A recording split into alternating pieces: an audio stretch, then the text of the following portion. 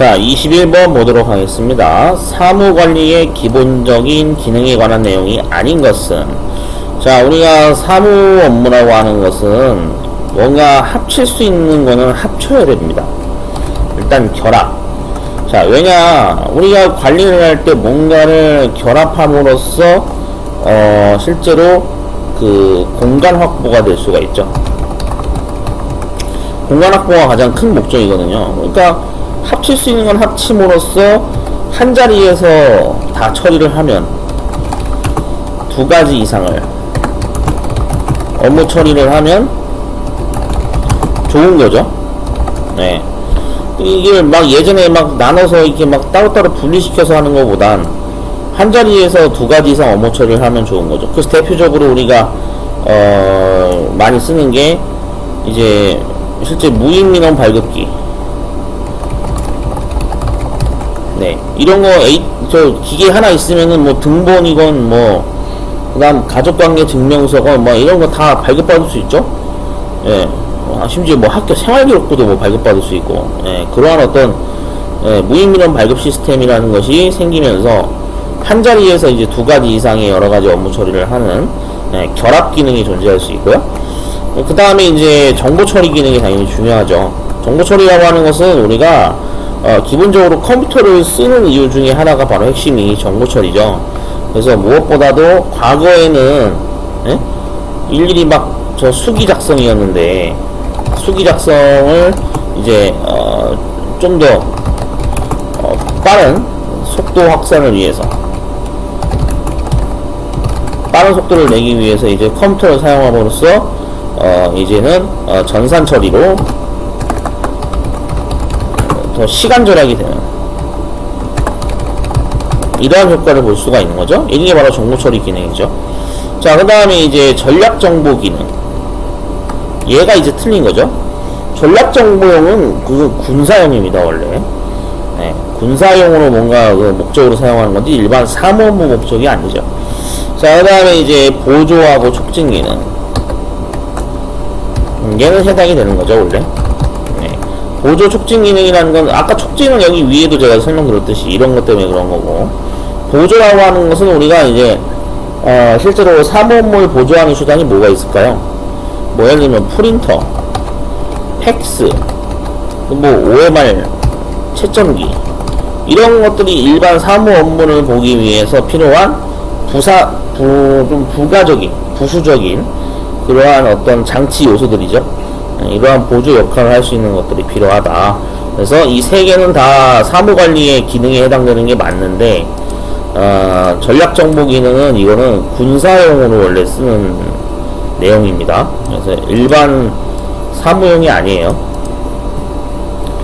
자, 22번 사무실이 색채 조절이 잘 되면 사무원에게 능률을 높이고 여러가지 효과가 있다. 그래서 이해 관계가 없는 것은, 자, 틀린 거 찾는 건데, 일단은 우리가 볼 수 있는 게 조명 효과가 당연히 높고 밝아야죠. 네, 밝아야 하는 이유가 왜 그러냐면요, 이게 좀 배경을 좀 아실 필요가 있는데, 실제로 그 모니터에서 그 출력되는 전파가 있거든요. 그걸 전자파라고 우리가 흔히 얘기하는데, 원래 컴퓨터를 작업할 때는 반드시 밝게 해야 되는 것이 중요합니다. 그래서 그 방안을 좀 환하게 해야 돼요. 네. 근데 사실 이건 굳이 컴퓨터가 아니더라도 뭐 늘상 우리가 뭐 여러가지 작업을 뭔가 하거나 할 때, 또 뭐 종이에다가 뭐 펜으로 뭔가 메모 작업을 하거나 할 때 당연히 주변이 밝아야 되는 게 정상이죠. 예, 원래 그렇게 해야 하는 게 당연히 건강에도 좋은 거고요. 그 다음에 이제 두 번째 이유가 또 이제 뭐냐면은 그 색채 조절이 잘 되면은 또 이제 효과가 질이 좋아진다. 그래서 작업의 질이 좋다. 질 상승. 여기서 말하는 질은 이제 일종의 수준이 환경이 좋아진다 이런 뜻이죠. 네, 환경이 좋아진다랑 같은 말이에요.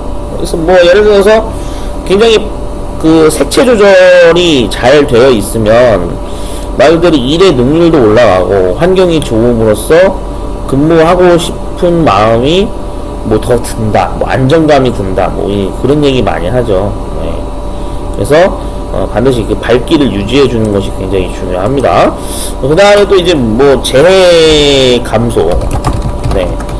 실제로 이거는 이제 말 그대로 산업재해에 해당이 되는데, 자, 우리가 말하는 이제 산업재해라는 게 꼭 뭐 반드시 뭐 공사장, 뭐 건축 현장, 그 다음 뭐 화학을 다룬다든지, 뭐 기계를 다룬다든지, 예, 뭐 이런, 등등등. 이런 분야에만 해당이 되는 게 아니라, IT 분야에도 이게 해당이 되는 게 있어요. 예, IT 분야에서도 이 산업재해가 해당되는 게 있거든요. 여기 해당되는 게 뭐가 있지라고 생각할 수 있는데, 우리가 예전에 저 워드 프로세서나 컴퓨터 활용 시험에서도 많이 언급이 되거든요. VDT 증후군이라는 말 들어보신 적 있을 거예요.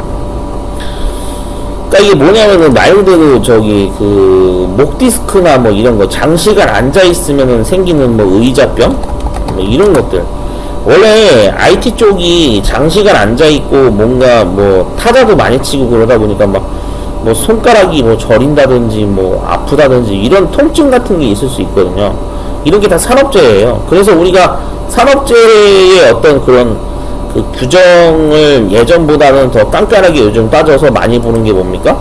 산업안전기사 많이 보죠.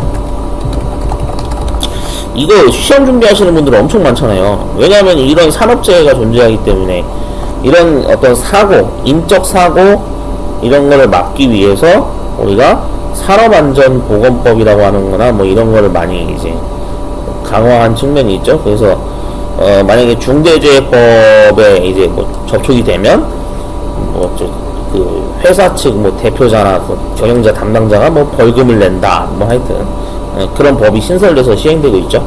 그래서 중대재해법 이런 게 많이 발의되고 하다 보니까 산업안전기사를 많이 따져. 이런 것들이 바로 다 뭐에 해당되는 거예요?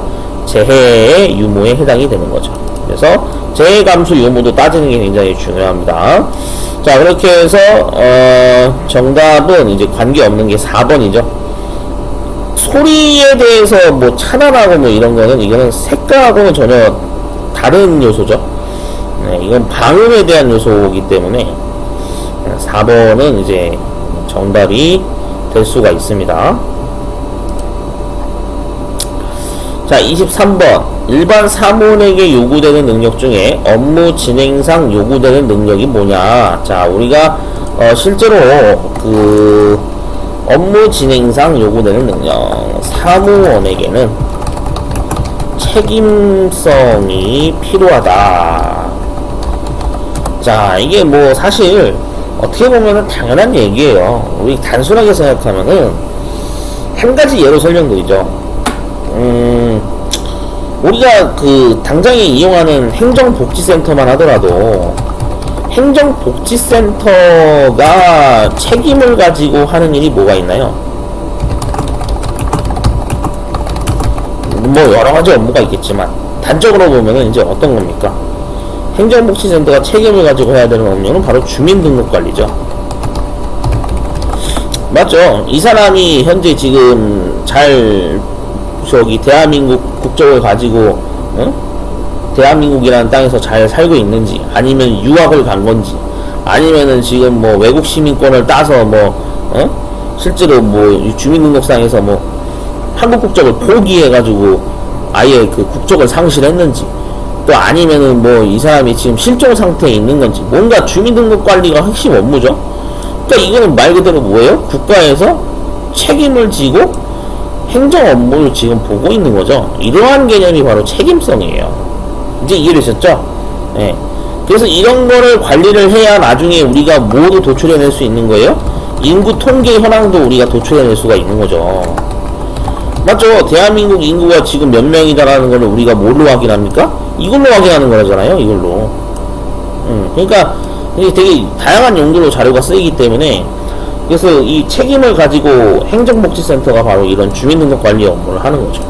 이해되셨죠? 그래서 정답이 4번 책임성입니다. 자, 그 다음에 24번. 사무를 위한 작업의 구성 요소에 해당되지 않는 것. 자, 우리가 사무 업무를 위해서는 반드시 그 여러 가지 구성이 필요한데, 자, 사무 업무라고 하는 것은 이제 우리가 첫 번째로 뭘 하는 겁니까? 계산 작업을 하기 위해서 하는 거죠. 그러니까 여러분들 저기 왜 저 보면, 예?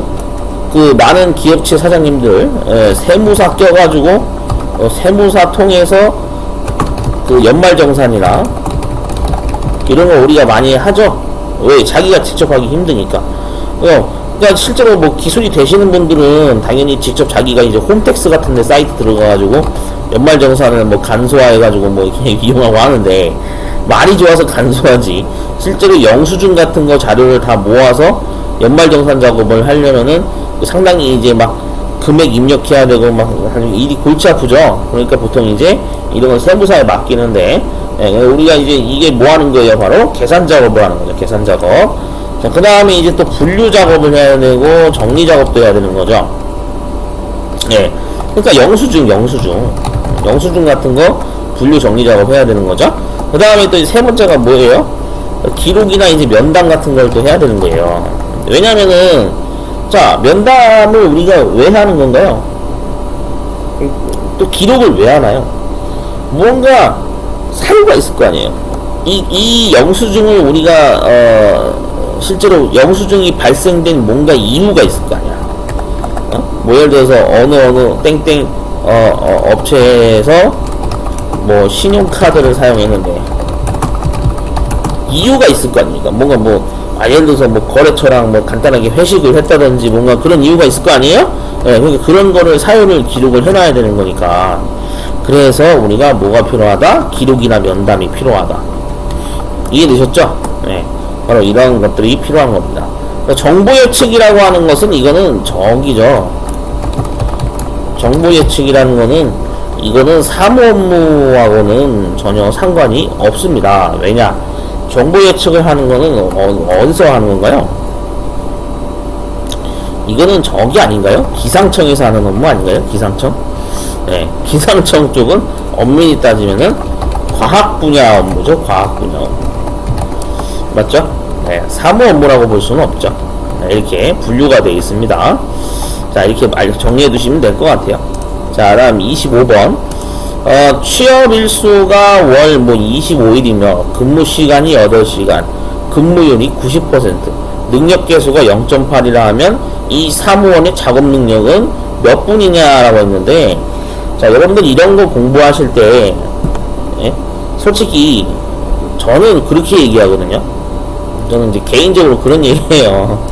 이렇게 뭔가 계산 문제 같은 게 나오면, 예, 계산 문제가 나오게 되면 검색을 해서 공식을 파악해서 문제 해결을 하든지, 이게 첫 번째 방법. 근데 만약에 그냥 귀찮으니까 그냥 다음 문제로 패스.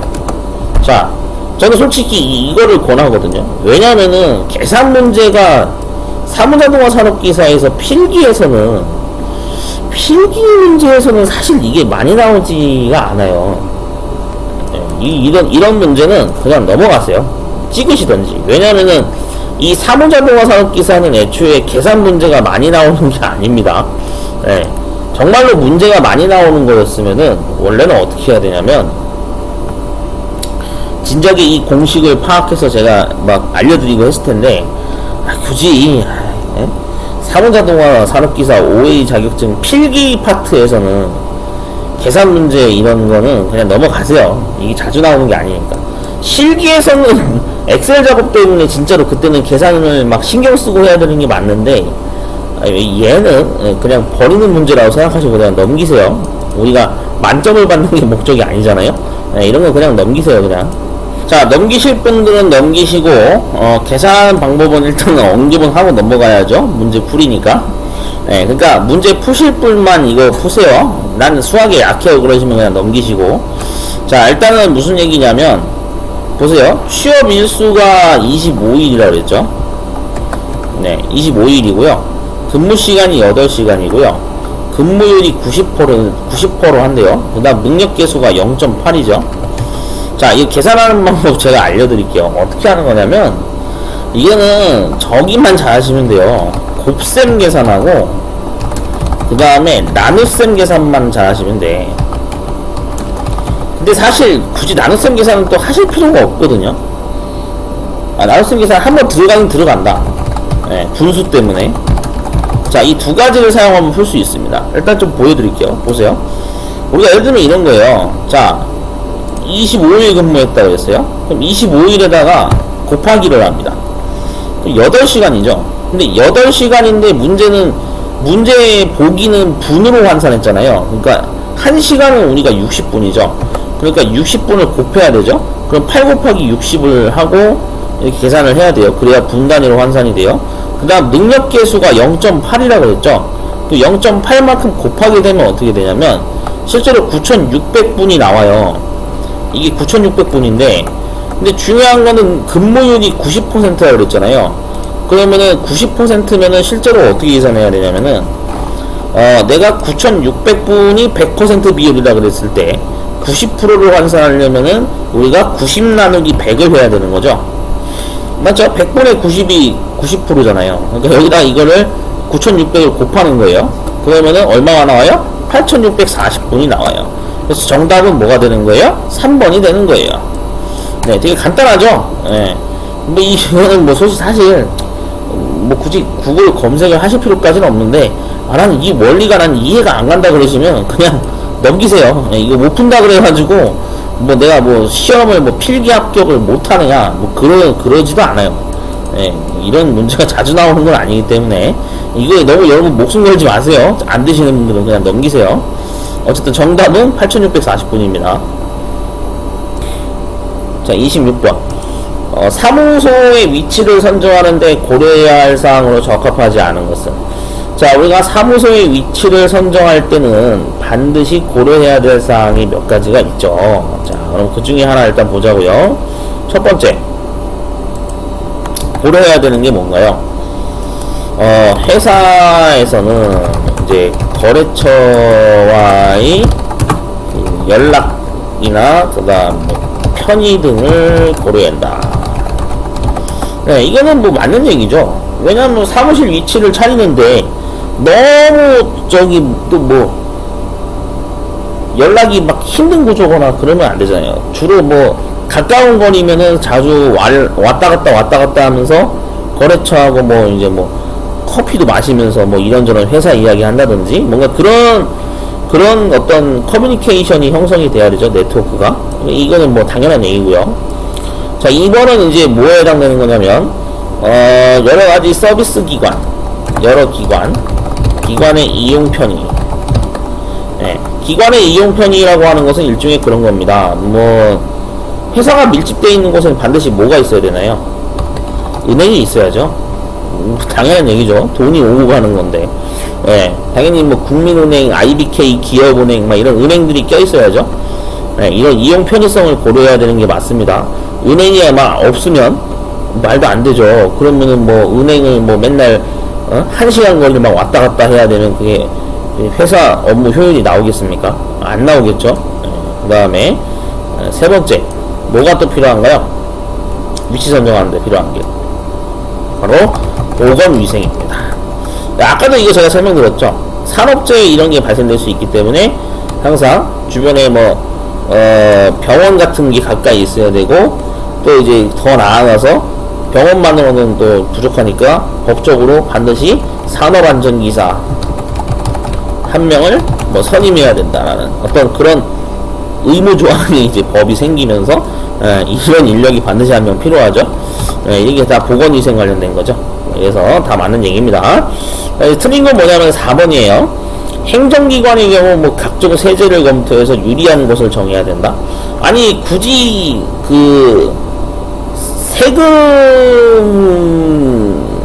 세제 혜택? 세금의 경우에는 어디든 다 부과하지 않나요? 맞잖아요. 행정기관 어디건 뭐 아니 어디에 사업장을 차리건 세금 다 똑같이 부과되는 거 아니에요? 네. 소득에 따라 세금이 달라질 뿐이지 4번은 전혀 위치 선정하고는 상관이 없죠. 네, 그래서 4번이 잘못됐습니다. 자, 다음 중 사무관리의 원칙이라고 볼 수 없는 것은 일단은 사무관리의 원칙 사무관리에서는 일단은 그 아까 위에서도 언급했지만 용이해야 된다. 예, 즉 한마디로 말하면 뭔가 수월하게 작업이 이루어져야 된다. 이거랑 같은 말이죠. 뭔가 수월하게 쉽게 잘 돼야 돼요. 업무 처리가. 사무관리라고 하는 것은. 예, 즉 원래 1시간 걸릴 거를 원래는 1시간 걸려야 되는 게 뭔가 작업이 수월해지면서 뭐 한 10분으로 단축이 됐다라든지 뭐 이런 어떤 단축 효과, 뭔가 수월하게 이루어지는 거죠. 네, 이런 거 얘기하는 거고요. 그 다음에 이제 정확성. 네, 정확성이 필요하죠. 네, 작업을 1 더하기 1을 했으면 정확하게 2가 나와야 되는 게 맞는 거죠. 네. 그 다음에 신속하게 해야 된다. 신속성. 이거 맞죠. 네. 방금 제가 위에서도 언급했잖아요. 수월하게 돼야 된다가 결국 신속성이랑 같은 개념이라고 보시는 게 맞아요. 네. 그래서 신속, 정확, 용이 이게 세 가지가 되겠죠. 네. 틀린 거는 충실성입니다. 충실성은 얘는 엄밀히 따지면은 저기에요. 사람이 가져야 될 마인드죠. 네. 작업자가 사무관리하고는 상관이 없죠. 그래서 2번이 잘못됐습니다. 자, 28번. 문서 처리의 기본적인 원칙에 해당되지 않는 것은, 자, 우리가 이제 문서 처리를 할 때, 문서를 처리할 때 기본적으로 뭐 원칙이 존재하는데, 자, 먼저 법적으로 합법인지 불법인지 유무를 따지는 거죠. 이거는 뭐 당연한 얘기죠. 아니, 문서 처리를 하는데 여러분 생각해보세요. 특히 국방부 같은 경우에는 국방부나 뭐 국가정보원 이런 데에서 네? 공문서 같은 거나 뭐 아니면 일가계획표, 우리가 POD라고 보통 얘기하거든요. POD 어떤 공문서 자료 등을 실제로 이게 민간에 유출되면 안 되죠. 그러니까 어떻게 합니까? 보통 우리가 세절기를 사용하죠. 파쇄기라고도 얘기하는데, 이 파쇄기를 이용해 가지고 이런 자료가 있으면 싹 다 갈아버리죠. 그래놓고 종이를 다 갈은 상태에서 이제 보통 폐기 처분을 하는데, 이러한 작업이 바로 뭐 하는 거예요? 이게 법적으로 외부에 빠져나가면 안 된다는 그런 규정이 있기 때문에 우리가 문서 처리를 할 때 이렇게 세절기 같은 걸 사용하는 거죠. 이게 바로 법령 적합의 원칙인지를 따지는 겁니다. 두 번째는 책임 원칙을 가지는 거죠. 책임 원칙이라는 거는 여기서 아까 얘기한 거 연장이에요. 만약에 이걸 파쇄를 제대로 안 해가지고 뭐 보통 이제 공문서 자료에 보통 그런 게 나오거든요. 워터마크. 그럼 이 문서가 어디에서 생산이 된 건지 그 계급하고 성명이 찍혀 나와요. 그럼 당연히 출처가 이게 분명하겠죠? 그럼 당연히 이 당사자가 나중에 이제 책임을 지겠죠. 아주 욕 바가지로 얻어먹겠죠. 이거 밖에 유출되면 난리 나는 겁니다. 그러니까 책임의 원칙을 따진다라는 거고, 그 다음에 이제 즉일 처리 또는 뭐 당일 처리, 보통 이렇게 얘기를 하는데, 당일 처리 원칙을 이제 요구하죠. 왜 그러냐면은 이걸 아예 귀찮으니까 나중에 해야지, 이제 그러다가 이제 문서가 바깥으로 유출되면 큰일 나죠. 그러니까 보통 그래서 POD 같은 거, 1일 1과 계획표, 1일 1과 계획표라는 건 이런 거는 이제 말 그대로 대외비이거나 또는 뭐 군사 비밀에 해당되는 거기 때문에 군부대에서는 1일 1과 계획표 같은 거는 어떻게 합니까? 바로 그냥 이제 그 자리에서 당일 일정이 끝나면 그냥 바로 세절시켜 버려야 되겠죠? 바로 이런 이유 때문에 이렇게 세 가지가 이제 존재한다, 알고 계시면 됩니다. 보수주의 원칙이라는 거는 이런 거는 존재하지 않아요. 말도 너무 어렵고, 보수적이다. 무슨 뭐 이거는 뭐 정치 관련된 뭐 정치생 얘기인가요? 그렇다고 보는 게 맞는 것 같아요. 그래서 4번이 틀렸어요. 자, 29번. 사무자금에서 사무동작 연구의 분석 단위는, 자, 우리가 이제 사무 작업에서 동작 연구에 대한 어떤 분석을 한 단위가 있는데, 통계적으로 보면. 자, 그래서 어떤 게 있냐면, 여기서 이제 동작 연구. 우리가 사무 동작이라는 거는 원래 그런 거잖아요. 뭔가 어떠한 동작을 한다. 예를 들면 이런 거죠. 동작을 한다는 게 뭐, 예를 들어서 인쇄 작업. 이거 동작이 될 수 있죠. 맞죠? 그 다음 스캔 작업을 뜨는 것도 말 그대로 이미지 파일을 만들기 위한 스캔 작업을 하는 거니까 동작이 될 수가 있죠. 그 다음 팩스를 보내는 작업, 이런 건 다 작업이죠. 사무 동작에 해당이 돼요. 예. 이런 작업들을 우리가 뭐라고 그러냐면 바로 서블릭이라고 합니다. 서블릭. 자, 참고로 이 단어가 궁금하신 분들은 당연히 검색을 해봐야겠죠. 예, 잘 모르시는 분들은 꼭 항상 검색을 하셔야 돼요. 여기다가 서블릭이라고 검색해 볼게요. 서블릭. 그러면은 동작 단위, 뭐 작업 설계, 작업 연구, 동작 분석에서 이걸 우리가 서블릭이라고 그럽니다. 네, 맞죠? 뭐 길브레스 부부에 의해 뭐 고안돼서 작업자의 무슨 요소 동작을 뭐 이렇게 기본 동작 5개로 뭐 이렇게 뭐 구분을 했다, 뭐 이런 이론이 있대요. 네, 참고하세요. 자, 그렇게 해서 정답은 서블릭이 정답입니다. 자, 30번. 거래 상대방 간의 상호, 이거 좀 오타난 겁니다. 상호, 서로 간에 합의된 메시지를 컴퓨터를 이용해서 상호 교환함으로써 전자 거래 업무, 그래서 사실 이가 이제 전자라는 뜻인데, 거래 업무에 따른 문서 처리 업무를 자동화하는 거. 그래서 이걸 우리가 EDI라 그럽니다. EDI. 자, 이게 무슨 뜻인지를 또 궁금해 하시는 분들이 있을 수 있으니까, 우리가 알아봐야겠죠? 여기다 검색을 해보면 또 찾을 수 있어요. 항상 단어 줄임말은 꼭 한 번씩은 검색을 해봐야 돼요. 여기다가, EDI에서, 뭐, 상호 거래 업무, 이렇게 사용하는 거죠. 네, 그래서 EDI에 대한 어떤 풀네임이 여기 나와 있을 거예요. 여기 있네요. 일렉트로닉 데이터 인터체인지, 전자 데이터 교환 서비스, 이렇게 되는 거죠. 네, 직역을 하면은 전자 데이터 교환 서비스, 이렇게 해석이 되는 거죠. 네, 이게 바로 우리가 말하는 EDI가 되는 겁니다. 됐죠? 네, 그래서 30번도 해결이 됐어요.